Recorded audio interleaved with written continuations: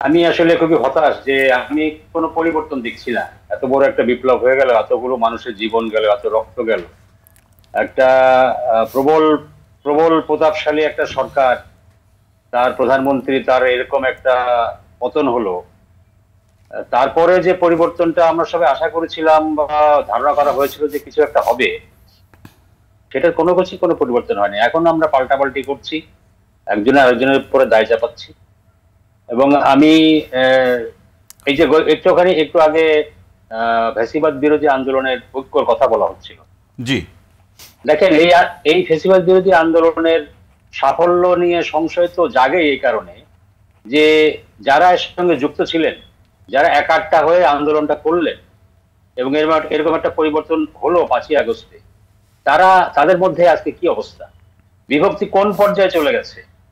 জুলাই ঐক্যের কতগুলি সংগঠন কাজ করছে মানে দেশের মাটিতে, এত অনৈক্য। এবং সর্বশেষ দেখেন আজকে এই গণ আন্দোলনের অন্যতম একজন ছাত্র নেতা আব্দুল কাদের, তিনি কি বলেছেন?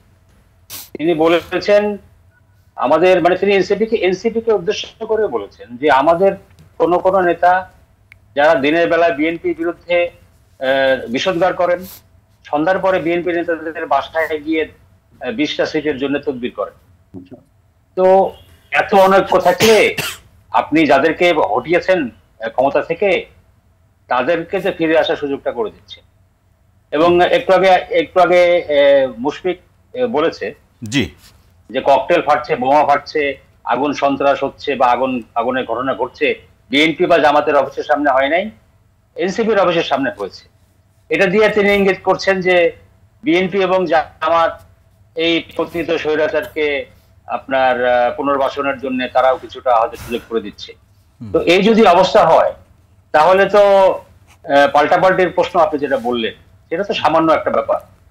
এখন অ্যাজ এ হোল আমি কোনো উন্নতি তো দেখছি না, কোনো বরং আমি অবনতিই দেখছি। আমি জানি না সামনের দিনে কি হতে পারে। এবং একটু আগে কথা হচ্ছিল যে বিএনপি, এই যে আমাদের জামাত নেতা বললেন জি। বিএনপিও তো ইলেকশন পিছানোর জন্য অনেকখানি দায়ী, বিএনপি তো সবসময় বলছে জামাত দায়ী। এবং আজকে কিন্তু জামাতের সমাবেশ থেকে, মানে 8 দলের সমাবেশ থেকে বলা হয়েছে জুলাই সনদের স্বীকৃতি দেওয়া না হলে, আইনি ভিত্তি দেওয়া না হলে ইলেকশন হবে না। তার মানে ইলেকশন না হওয়ার কথা কিন্তু এখন নতুন করে উঠতে শুরু করেছে জামাতের দিক থেকে। জি। তো সব মিলিয়ে আমি যেটা দেখি, আমি সামনে খুব ভালো কোনো অবস্থা আমার কাছে মনে হচ্ছে না আমরা ভালো কিছু পাবো যতদিন না। এবং দেখেন সরকার একটা সিদ্ধান্ত দিবে এই জুলাই সনদ বাস্তবায়নের 3-4 দিনের মধ্যে সরকার সিদ্ধান্ত তো সিদ্ধান্ত দিবে। নিশ্চয়ই, জি জি। এই সিদ্ধান্ত তো সবার পক্ষে যাবে না, সিদ্ধান্ত তো সবাইকে সন্তুষ্ট করতে পারবে না। তো এটা নিয়ে আবার নতুন করে একটা সংঘাত এবং একটা বিভেদ এবং রাজপথের আন্দোলন তৈরি হবে, এটাই আমার আশঙ্কা।